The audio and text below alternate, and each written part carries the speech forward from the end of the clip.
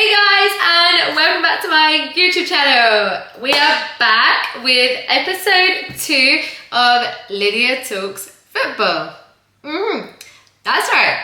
I hope you guys are enjoying it at the moment. I know I've only done like one and this is my second one, but I hope you're like enjoying listening to me, and I do appreciate the comments that I'm getting, and I'm always interested to know like your opinions as well. So don't forget to comment below your opinions. But yeah, before we get into the video guys, please make sure you subscribe to my YouTube channel if you're not already subscribed. I mean, come on guys, you need to get subscribing. We've got so much fun content coming up.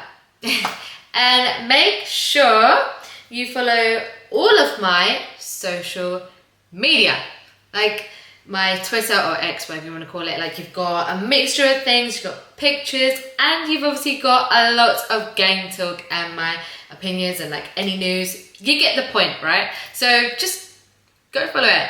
And my Instagram, well, that's super fun, so head over. But further ado, let's get into the video.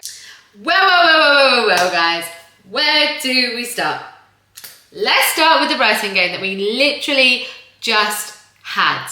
So, I thought we played quite well, like most of the time. Like, Brighton is such a tricky place to travel to. So, take that into account, right?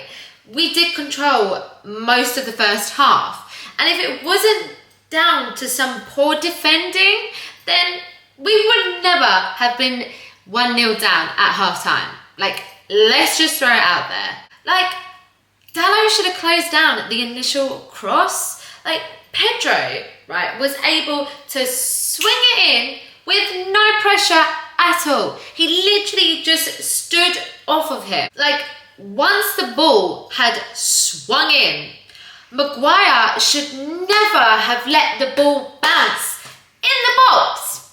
Like, he's an experienced defender and he knows better than that. I understand that it was an awkward delivery, right? But never let the ball bounce in the box. We were then all over the place, and typically the ball fell to Mitoma. It was always going to punish us. Like, he kept it simple. He found Welbeck in the centre, who then tapped it in. What do you expect? Sometimes you just couldn't make it up, could you? Like, now, the second half continued in like a similar way to the first half. Like, we controlled most of it, and we should have taken at least 1 point. Like, we should have got 1 point from the game. It's just... And then Ahmad was lucky with the deflection for the equaliser. But his direct running and his positive play earned that goal. I honestly thought that from then we would go on to win the game, but Garnacho's goal was unfortunately ruled for offside. Like, that is just typical. That is literally our typical game. Like, you could not make it up. That is our luck. Just our luck. Like, yes, the ball hit Xerxes. Still trying to figure out that one.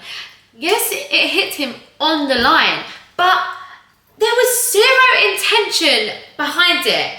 And no matter what, it didn't affect anything because the ball was going in anyway. So it was just harsh. Like, regardless, the ball was going to go in. So I just feel like that should have been a win for us. Like, we should have gone away winning. Like, it also, right? It also robbed me of a Bruno assist in the FPL. So yes, I was mad. I was very mad. Couldn't make it out, right?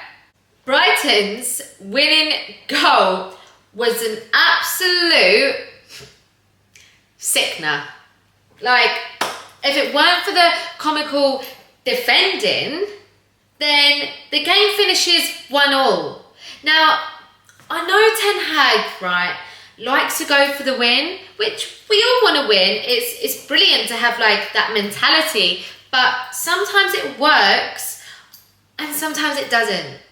And I just feel like maybe we just need to like adjust that at times, and we might actually start getting somewhere. And I know that he couldn't predict that the entire defense would just switch off as much as they did. Like, I do think we deserve to win the game. There's no doubt about that. But it still would have been so important to get at least 1 point at such a tough away ground. Like, it would have been good for that. Like, Brighton had three players at the back post with nobody within 4 to 5 yards of them. Like, could Onana have done better? Maybe just a little bit, probably. I just thought his positioning was a little off, and I feel like he struggled to set himself back quickly enough, like, if you know what I mean. So overall, I would say we controlled the game quite a bit, and at points we played brilliant, but obviously we just let ourselves down a little bit. So, and our luck doesn't help us, right? So that is just United for you. Now we're gonna go on to the Liverpool game that's coming up. Oh my, drum roll please. The Liverpool game. Our biggest home game of the season by far. Like, I know City are our neighbours, but let's face it, they're not a serious club, are they? I feel like Liverpool comes with that little bit of spice, like a little bit of seasoning, a little bit of spice added to it, you know? Like, I hate losing to them. Like, I hate it. Like, as usual, I'm so excited for the game, but I'm also so nervous. Like, beep, so nervous. You know what I'm trying to say here. So it always has that big game feel to it. Like, come on, like you're so buzzing for it, but you've also got those little butterflies that are like, you know, a bit scared. So bring it on. I do expect us to do well on Sunday. Like, I am fancying that we will nick that win. Like, I'm not saying there's going to be like much in it, but I do think we might nick it by, I'm going to predict 2-1. I'm going to say we are going to win 2-1. Now, I do feel like Rashford was a little bit quiet at Brighton, but whoa, we all know what his record is like against Liverpool. So, I think that makes him a starter. Makes him a good starter, in fact. Now, I can see the manager making 1 or 2 changes. Like, I think De Ligt may come on for Maguire, and Garnacho will probably start in front of Ahmad's. Arguably, Rashford should be the one making way. Like, as I said, he always seems to do so well against Liverpool. It's like he just finds that little spark, that boost, and he's just there. Like, he's in it. He's going for the win. Alexander-Arnold will be absolutely dreading seeing Rashford's name on the team sheet that day. Like, also, if I had my way, I'd be starting Xerxes in front of Mount. Like, but I'm just not sure he's match fit yet. Or not. So, I guess we'll find that out Sunday. There is only one way to find out, right? Liverpool are very unknown at the moment. Like, with their new manager, and I just think they are a little overhyped. Like, just tone it down a little bit, yeah? But I hope we get stuck right in from the first whistle. Like, let's just go for it. Let's get that win. It's such an important win. So yeah, those were my thoughts on the Sunday game. I'm obviously super excited, super nervous, but I hope we get stuck in and we take that win. It's so important. And I want to see that win. Like, I want the passion. I want more footwork, more passion, more energy, more footwork, more... Anyway, moving on. But yeah, I hope we do it. So in other news, Ugarte has now signed for us, although it's not quite official. I think he is another brilliant addition to the squad. Like, he's the right age and he's the right profile. And he is, like, he fits exactly the way the manager wants to play. But unfortunately, there is a question mark over Casemiro's place in the starting 11. So, brilliant addition, but Casemiro, like, I don't see us buying Ugarte just to warm the bench. Like, it is going to be very interesting to see how Ten Hag manages that. Like, I'm intrigued. And unfortunately, Scott McTominay, well, he's now been sold to Napoli. Like, I know he's been sold to Napoli to make way for Ugarte, and I'm just so sad for that. Like, I am so sad to see him go. He's a true red, like, through and through. He's always given 100%. So I am gutted by that. I think it's probably the right time for him to move on now.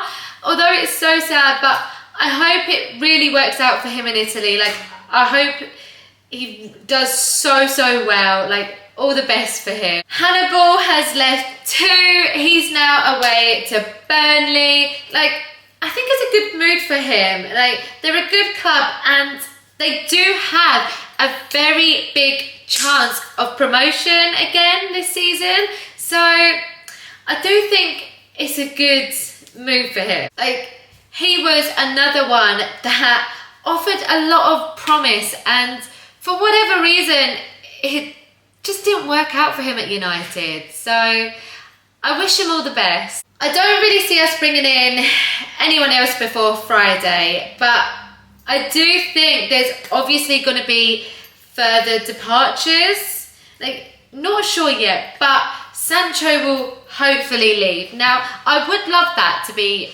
permanent, but I do feel like it's more likely to be a loan. Like, I've seen the suggested swap deal, and that's involving either Chilwell or Sterling. No thank you.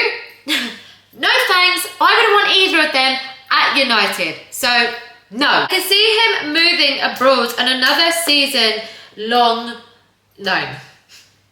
And like McTominay, probably will be Italy. I can also see Eriksen leaving too, which would make me sad.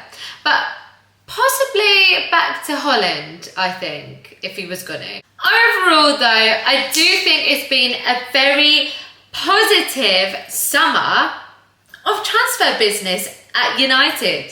So I do think we will see huge improvements, like, as the season progresses. So I am happy with all of our transfers. Sadly, I don't actually think we'll miss any of the players that have been released or sold. Like, I just can't see us really needing them or like relying on them. I think that was done. So I am super excited to see how this season goes. We've got some new fresh legs. So fingers crossed for a good positive season at United. Now, unfortunately guys, we have come to the end of this video. I hope you have all enjoyed episode 2 Like I've had so much fun like doing this, like talking to you guys, sitting down, giving my opinions, and hopefully you will give me yours in the comments. So comment below. But yeah, thank you so much for watching this video. If you got to the end, then thank you so much. Don't forget, guys, just make sure you comment, like, and share, and just get involved. I'm here, like, let's talk. My voice is going. Must have worn my voice out. But yeah, please make sure you subscribe to my YouTube channel if you're not already subscribed, guys. I mean, come on. We're going to be doing this every week. And if there's anything you guys want me to talk about, don't forget to just pop in the comments below and I will talk about anything. Now, make sure you follow all of my social media. That is the last thing you need to do, guys. You need to follow me on all my socials. But yeah, thank you all so much for watching. I hope you have the best week, guys, and I look forward to seeing you all in my next YouTube.